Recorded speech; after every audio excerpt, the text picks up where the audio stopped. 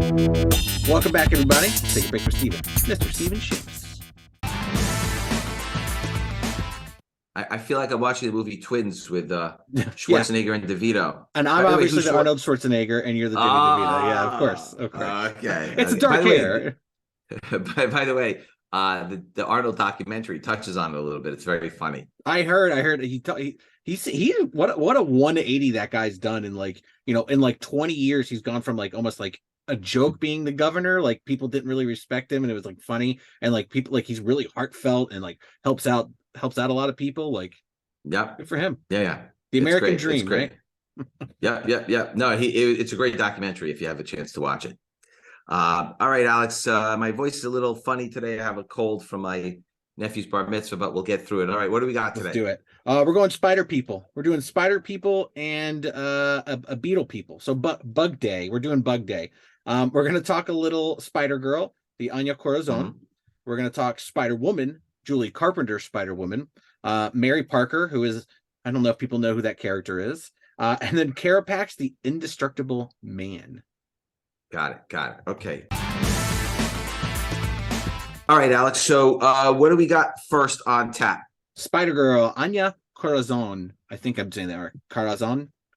I'm terrible with non-English names. Got it. So Marvel has updated the release schedule of all the films. Mm-hmm. Some stuff has been pushed, some stuff is still in line. I'm not sure how the Sony stuff has been affected. I'm not 100% sure that it has. But you're starting to see some of these characters announced and the actors that are playing them in the film. So it's starting to pick up a little heat on some of this stuff. I think the Spider-Verse film really showed how you can use a lot of these different characters that you may not have really been thinking about top of mind, but actually have these great sort of histories to them, right?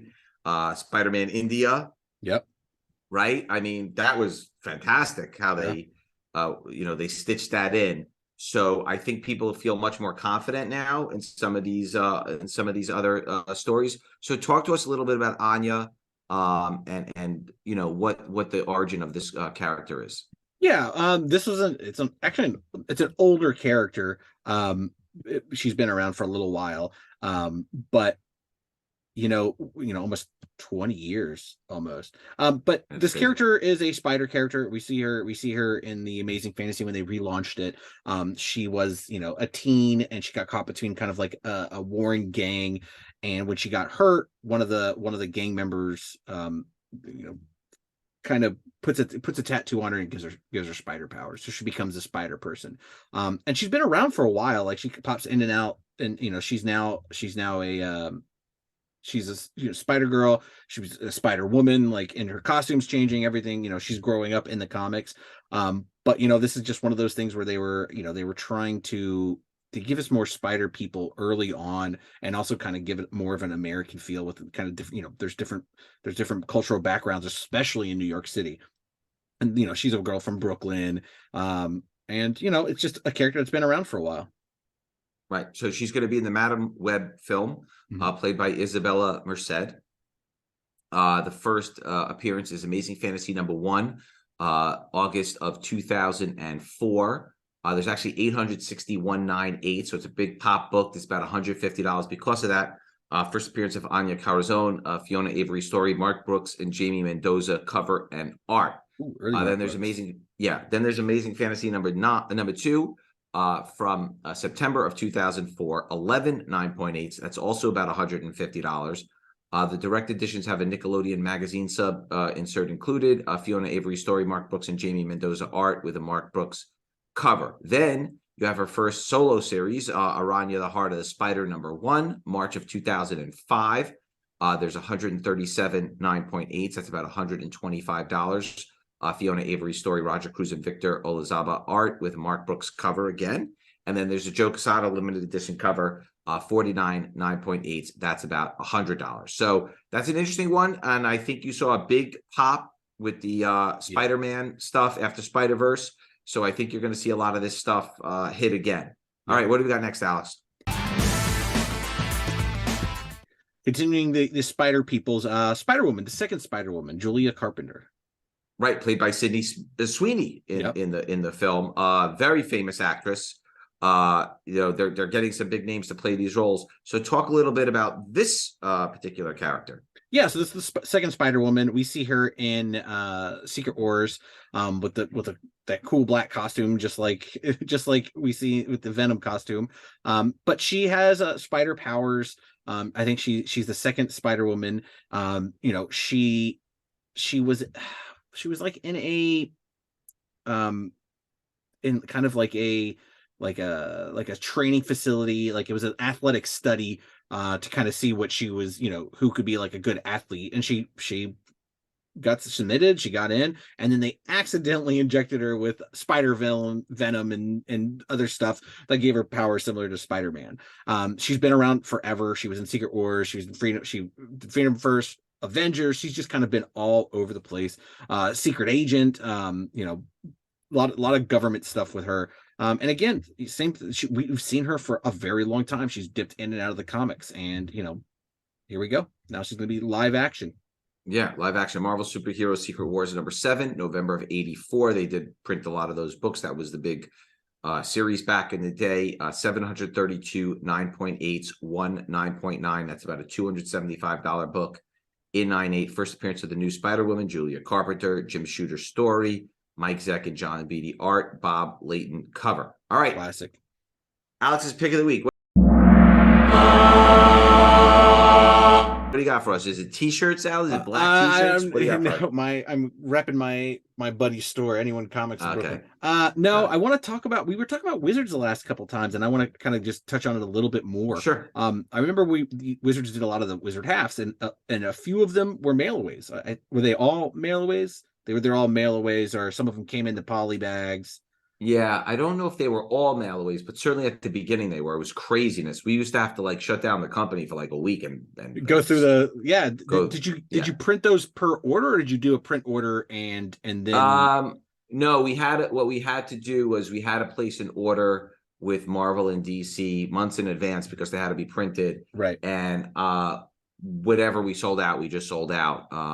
We used to try to print enough. I mean, back then the running costs on comic books, the kind of quantities they were printing was probably 25 cents, 35 cents. So it wasn't like this crazy amount that we had to, even if you printed 40,000, 50,000 copies, it wouldn't be enough. And believe it or not, some of the books did have print runs like that. I do remember the most popular ones were like the Max. Yeah. And somehow some leaked out into the marketplace where we did some color variants. We did some test variants with some different colors. They sell for a lot of money today. I wish I had them. I don't. But it was a really crazy back in the day. There was a feeding frenzy on some of those. I think some of them are worth a lot of money today. I'm not 100%. Yeah. Sure. A few of them are, some of the, like the Gen 13, what came with a binder. That one's like hard to find in nice shape. There's the it's funny because a lot of people nowadays don't realize about mail-ins. Like you would just go online and like nowadays you do that, it would be a link online and you buy it, whatever. But like you had to like tear it out. You had to put a check in. You had to mail it. You had to hopefully it got there, and all that stuff before a certain time because then it was a cutoff. What was the difference between like I know some of them had like gold foils and some of them were just regular. Where did the foils come from? Typically what we would do with the gold foils or the other ones is those are retailer variants. We would give them out either at the Diamond Summits, we'd mail them to the retailers, because the retailers would get kind of upset at times that Marvel and DC were offering the books to customers and they couldn't carry them. That was kind of like a big thing back in the day. The retailers be like, hey, how come we can't sell these books? That's not right. It's not fair. So we used to do gold versions. I think we gave them away to the retailers. They certainly weren't, or Diamond Summits, or maybe some of them were show exclusives and things like that. I'm trying to think if we pulped any of them. I don't recall. I mean, I know we definitely pulped some stuff at Wizard World later on when we were doing some of the Comic-Con box stuff. There's definitely some that were pulped then. But oh my God, it was crazy back in the day. Yeah. Offices filled with envelopes and checks floating all over the place. Wacky. That's crazy. So like boardrooms turn into mail rooms, and there's just like everybody's just opening envelopes. I mean, there was just envelopes, tens of thousands of. The craziest thing were the scavenger hunts. We could talk about that next week. Oh yeah, let's do that. We'll talk about the scavenger hunts next week. That was insanity. Okay. All right, Crazy. what do we got next, Alex? A little known character people might not know of is Mary Parker. Right, played by Emma Roberts. Interesting. Very in the Madam Web book. So talk to me about Mary Parker. This issue is already very popular because of Venom and Carnage, but talk to us about Mary Parker.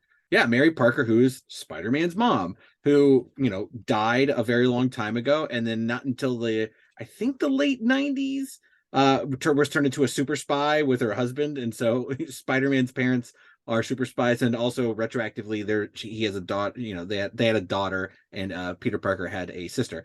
But yeah, it's Peter Parker's mom. Like this is an interesting thing because again, we're gonna.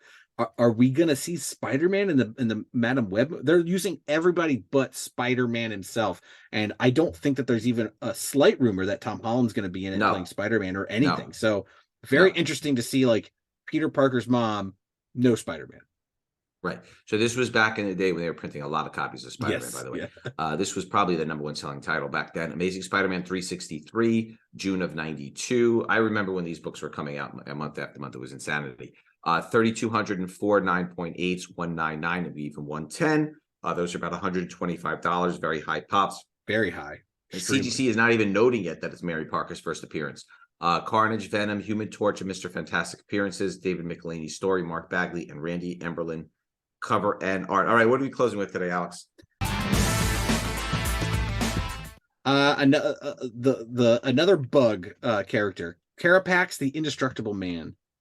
Correct. Going to be in the Blue Beetle film. Yes. Played by Raul Max Trujillo. Excited for that. Talk to us. That film has sort of flown under the radar. No one's really been talking about it. Very much so. So talk to us about Carapax and who this character is. Is it a villain? Is it a fellow superhero? Who is Carapax? Yeah, Carapax is actually a villain. And it the character kind of goes into the deep history of Blue Beetle. Dan Garrett, who was the original Golden Age Blue Beetle, dies on Pogo Island, where Ted Kord finds the Scarab and becomes the second Blue Beetle. The Scarab doesn't do anything for him, and then Jaime Reyes becomes the third Blue Beetle, and that's what the movie's about. The movie's about Jaime. But Conrad Carapax, was an archaeologist just like Dan Garrett. They were rivals. He went to Pago Island to find out like why Dan Garrett was like better than him. And then there he discovered like a laboratory from Jarvis Kord, which is the uncle of Ted Kord, who was also like a scientist and an inventor. He finds a suit of armor. He gets in it. He becomes a villain. He dies in the armor, but then his kind of like essence gets absorbed by the armor, and so he is now a living machine. And that's it. I don't see how they're going to get into the lore of the original character in the Jaime Reyes movie. I'm hoping to see Ted Kord Blue Beetle, but I'm not betting on it. Gotcha. All right. So the first appearance of Carapax is Blue Beetle #1 from June of 86. There are 85 9.8s. It's about a $225 book today. First appearance of Fire Fist, Len Wayne's story, Paris Cullins, and Bruce Patterson cover and art. All right. Well, thank you everybody for joining us today. If you have any questions or comments, please leave them in the field below. Otherwise, we'll see you all next week. Same bad time. Same bad channel.